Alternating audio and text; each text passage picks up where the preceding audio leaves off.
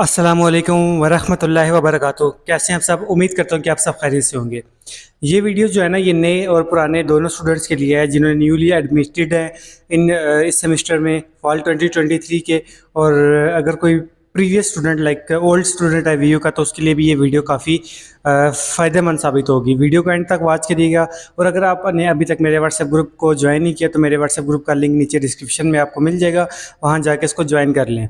आज की इस वीडियो में हम बात करेंगे related to VU new students जो यहाँ पर एडमिटेड हुए हैं कि असाइनमेंट जीडीबीज और क्विज़ेस क्या होते हैं। देखिए, असाइनमेंट्स होती हैं जिसमें आपको लेट सपोज 1 से 7 चैप्टर तक पढ़ा दिया जाएगा, फिर उसमें से एक कोई क्वेश्चन आएगा, असाइनमेंट आएगी जो कि आपको ऑनलाइन सबमिट करवानी पड़ेगी एमएस वर्ड पे या एक्सेल पे या पावर पॉइंट पे, या वो बता देंगे आपको कि किस फॉर्म में आपने सबमिट करना है, वो आपको सबमिट करवानी पड़ेगी। आपके इसी तरह क्विज़ेस होंगे 1 से 10 जब लेक्चर आपके हो जाए करेंगे। इसी तरह फिर आपका क्विज़ ओपन हुआ करेगा, 10 नंबरों का एक क्विज़ होगा और उसके अलग से एक वेटेज होगा। ठीक है, इसी तरह इसके बाद आपकी जीडीबीज होगी। जीडीबी एक ग्रेडेड डिस्कशन बोर्ड होता है। एक क्वेश्चन होता है जिसमें जो कि आपको वो एक क्वेश्चन दिया जाता है आपके कोर्स से रिलेटेड, आपके सब्जेक्ट से रिलेटेड, आपके जितने चैप्टर पढ़ लिए उससे रिलेटेड एक क्वेश्चन आता है जिसके ऊपर आपने रिसर्च करके उसका आंसर देना होता है। ठीक है, ये तो सब तो हो गया ओके ऑनलाइन। ये हो गया वर्क असेसमेंट। वर्क असेसमेंट इसे कहते हैं कि जो कि आपको थ्रू आउट द सेमेस्टर जो जो आपके लेक्चर्स होते रहेंगे आपको ये सेमेस्टर सबमिट कराना पड़ेगा। इसके बाद जो मिड टर्म और जो फाइनल टर्म होते हैं, मिड टर्म जो है वो आपके कैंपस में होते हैं, ऑनलाइन नहीं होते। घर में बैठ के ऑनलाइन आप नहीं दे सकते मिड टर्म के लिए आपको कैंपस फिजिकली जाना पड़ता है और वहाँ जाके पेपर देना होता है। इसमें एमसीक्यूज़ बेस्ड भी होता है 50% और 50% आपका सब्जेक्टिव होता है। इसी तरह फाइनल टर्म होता है जो कि आप घर बैठ के नहीं दे सकते, वो आपको जाना होता है कैंपस में फिजिकली जाके आपको देना होता है। वो भी 50% जो है वो आपका एमसीक्यूज़ होता है और 50% आपका क्विज़ेस होते हैं।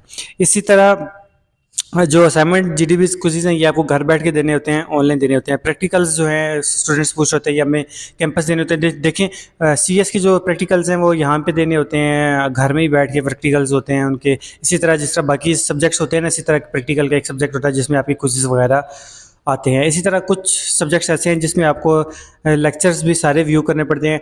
जिस सब्जेक्ट का लेक्चर आपको मैंडेटरी है ना, यानी ज़रूरी है व्यू करना, इसके अलावा आपके जब तक आप व्यू नहीं करेंगे आपके क्विज़ेस और जीडीबीज और असाइनमेंट्स ओपन नहीं होंगी।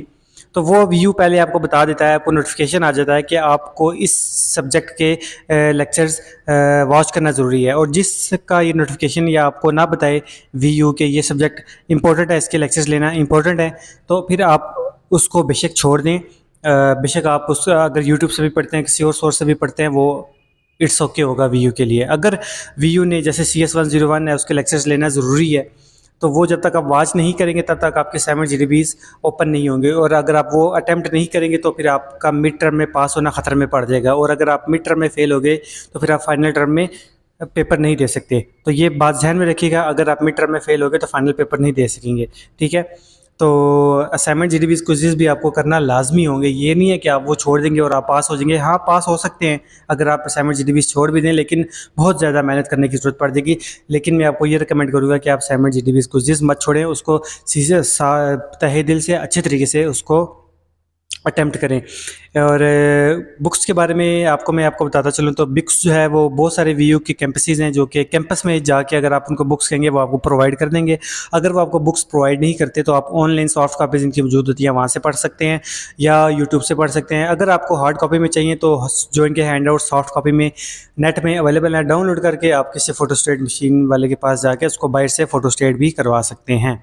ठीक है, और कोई अगर लिंक कोई सोर्स आपको नज़र आ रहा है तो कोई बुक आपके पास पड़ी है, आप वहाँ से भी पढ़ सकते हैं। लेकिन आपने ध्यान करना है कि वो सिलेबस पढ़ना है जो वीयू ने आपको पढ़ाया है, उसी में से ही आपका जो आपके हैंड आउट्स हैं ना उसी में से आपका पेपर आएगा। जो आपके लेक्चर्स हैं, लेक्चर्स पढ़े हुए हैं यूट्यूब पे, उसी में से आपका पेपर आता है।